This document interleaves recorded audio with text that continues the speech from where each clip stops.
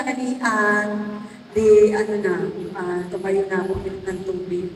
Biglang hindi ako makahinga. Parang akalain natin ako nahanap ng hangin. Ginagano ko po yung dibdib ko. Hindi na lumalabas yung process ko, hindi na ako makahinga. Parang piling ko po talagang ng time na yung kahapon. Parang isip ko, ito na yata yung katapusan ko. Talagang ito, papunta ako sa electric fan. Tapos gusto ko talagang labanan, nahihinga ako. Hindi ako makahinga, nangitim na ako. Talagang pinagbukin mo anak ko, Ma. Tapos yung kapitbahay namin, sabi po niya, ano naman, Ricardo, nangyari sa'yo? Hindi po talaga ako makahinga. Talagang as in, akala ko po talaga noon dahil na yung kahapon yung, talagang yun na talaga yung katapusan ko ng buhay. Napakabait ko ng Panginoon.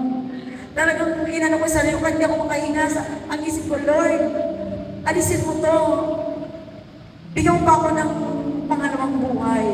Sabi ko po kay Lord, napakabuti po ng Panginoon sa awa po ng banal na Espiritu. Mga ilang minuto lang po, parang kuminhawa po yung paghinga ko. Kaya yun po, napakabuti ng Panginoon. Maraming salamat sa Panginoon. Talagang buhay ang Panginoon.